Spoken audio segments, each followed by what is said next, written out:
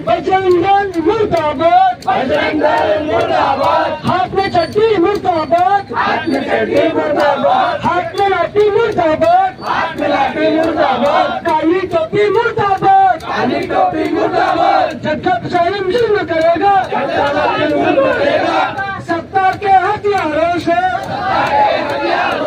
चप्पा चप्पा खून उठेगा, चप्पा चप्पा खून उठेगा, एसडीपीआई के नारों से, एसडीपीआई के नारों से, एसडीपीआई का नारा है, एसडीपीआई का नारा है, हर मजलूम हमारा है, हर मजलूम हमारा है। अभी मैं और ये धरना जो हमारा आज प्रोग्राम किया जा रहा है, इसका करने का मकसद कि आपने देखा पार्लियामेंट में किस तरीके से अमित शाह ने अंबेडकर की तौहीन की है। ये उन लोगों को मनुवादियों का एक पहले से एजेंडा रहा है कि वो संविधान की हमेशा बेहरमती करते आ रहे हैं और अभी भी वो लोग इसी पर मुबनी है कि संविधान को यहाँ से खत्म किया जाए। बाबा साहेब की तौहीन संविधान की तौहीन है और हम लोग ये बर्दाश्त करने वाले नहीं है। अमित शाह ने जो अल्फाज बाबा साहेब अम्बेडकर की शान में यूज किए हैं या उनके खिलाफ जो अल्फाज इस्तेमाल किए हैं वो नाकाबिल बर्दाश्त हैं। तो इसी के सिलसिले में चलते हुए social democratic party of India national wide पूरा प्रोटेस्ट कर रही है और उसी के साथ कुर्सी में भी हमारे डीएसएस के डिस्ट्रिक्ट प्रेसिडेंट और भारतीय दलित पैंथर के नेशनल प्रेसिडेंट हमारे साथ मौजूद हैं।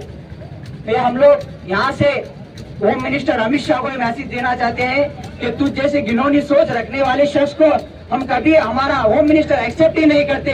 हम हमारी ये मांग रखते हैं कि उसे पूरे देश से माफी मांगनी चाहिए। अगर वो माफी नहीं मांग रहे तो उन्हें इस्तीफा देना चाहिए अपने पोजीशन से। अमित शाह माफी मांगो, माफी मांगो।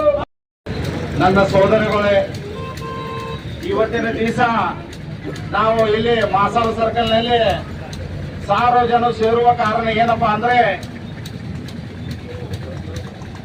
ನಮ್ಮ ಬಿಜೆಪಿ ಸರ್ಕಾರದ ಮುಖಂಡ ಆದಂತ ಅಮಿತ್ ಶಾ ಅವರು ವಿಶ್ವರತ್ನ ಡಾಕ್ಟರ್ ಬಾಬಾ ಸಾಹೇಬ್ ಅವರಿಗೆ ಅವರು ಹೇಳುವುದು ಏನಪ್ಪಾ ಅಂದ್ರೆ ಬಾಬಾ ಸಾಹೇಬ್ ಬರೆದಿದ್ದ ಸಂವಿಧಾನ ಸುಳ್ಳು ಐತೆ ಅನ್ನುವಂತ ವಿಚಾರದಿಂದ ಮಾತಾಡಿದ್ರು ಮಂದಿ ಪಾರ್ಲಿಮೆಂಟ್ ನಲ್ಲಿ। ಈ ಸಂವಿಧಾನ ತಯಾರು ಮಾಡಿದವರು ಬೇರೆದಾರು ಮತ್ತೆ ಇವರು ಹೆಸರು ಹೇಳ್ತಿದಾರ ಅಂತ ಹೇಳಿ ಇವರು ಕೆಟ್ಟ ವಿಚಾರದಿಂದ ಮಾತಾಡಿದ್ರು।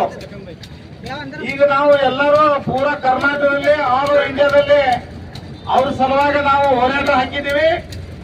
ಅಮಿತ್ ಶಾಗೆ ರಾಜಕೀಯದಲ್ಲಿಂದ ತೆಗಿಬೇಕು ಮತ್ತು ಅವನು ಮಾಡುವಂತ ತಪ್ಪನ್ನು ಒಪ್ಕೋಬೇಕು।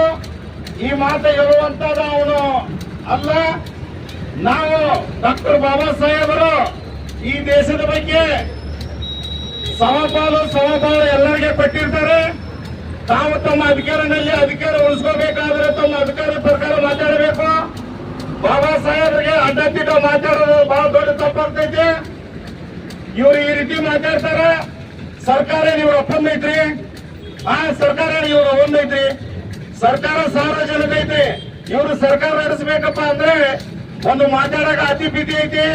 ಇವತ್ತು ಬಾಬಾ ಸಾಹೇಬರು ಇರ್ಲಿಲ್ಲ ಅಂದ್ರೆ ಇವತ್ತಿನ ದಿವಸ ನಾವು ಇಲ್ಲಿ ನಿಂದಿರ್ತಿದ್ದಿಲ್ಲ। ಸಾರ್ವಜನಿಕ ಸಂಬಂಧ ಬಾಬಾ ಸಾಹೇಬರು ಏನ್ ಬೇಕಾದ ಮಾಡಿದ್ದಾರೆ।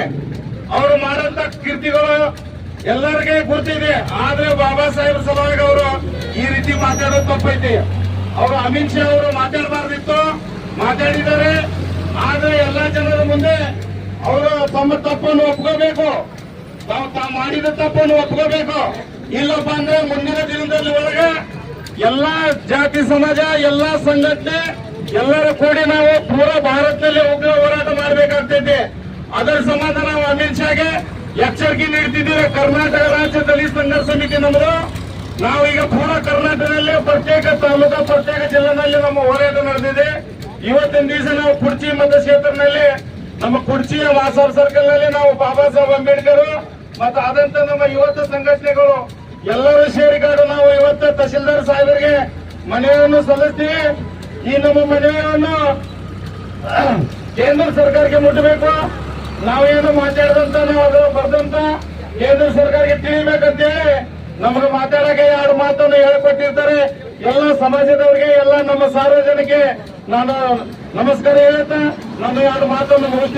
इंडिया भारतीय दलित पैंथर्स और दलित संघर्ष समिति ये पॉलिटिकल पार्टी और 3 संगठन मिलकर आज कुर्सी में प्रोटेस्ट किया गया। तो प्रोटेस्ट करने का रीज़न हमारा अमित शाह ने जो अम्बेडकर के बारे में जो अल्फाजात यूज़ किए हैं वो नाकाबिले बर्दाश्त हैं। हमारी गवर्नमेंट से ये मांग है कि अमित शाह पूरे देश से माफ़ी मांगे और इस्तीफा दे अपने पोजीशन से।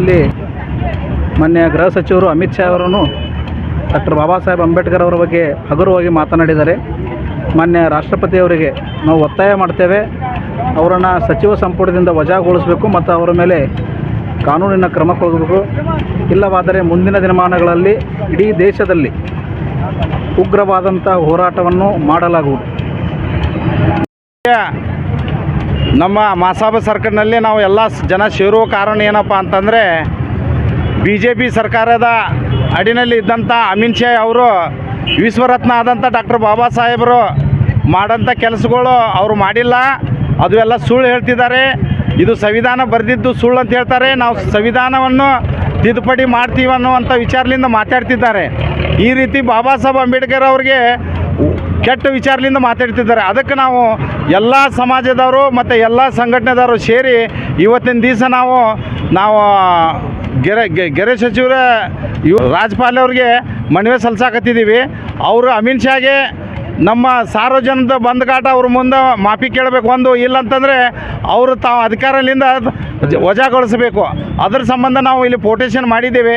ಕರ್ನಾಟಕ ರಾಜ್ಯ ದಲಿತ ಸಂಘರ್ಷ ಸಮಿತಿ ಮತ್ತು ನಮ್ಮ ಕುರ್ಚಿಯ SDP ಅನ್ನುವಂಥ ಒಂದು ನಮ್ಮ ಸಂಘಟನೆ ಮತ್ತು ನಮ್ಮ ಬಾಬಾ ಸಾಹೇಬ್ ಅಂಬೇಡ್ಕರ್ ಅವರು ಮಾಡಿಕೊಟ್ಟಂಥ ಕಾರ್ಯಕರ್ತವನ್ನು ನಡೆಸುವಂಥದ್ದು ನಾವೆಲ್ಲ ದಲಿತರು ನಮ್ಮ ಅಲ್ಪಸಂಖ್ಯಾತರು ಸೇರಿ ಇವತ್ತು ಹೋರಾಟ ಹಾಕೊಂಡೀವಿ. ನಮ್ಮ ಕೂಗು ರಾಷ್ಟ್ರೀಯ ಮಟ್ಟ ಹೋಗ್ಬೇಕಂತ ಹೇಳಿ ವಿಚಾರ ಮಾಡಿ ನಾವು ಇವತ್ತು ನಿಮ್ಮ ದೂರನ್ನು ಕೊಟ್ಟಿರ್ತೀವಿ.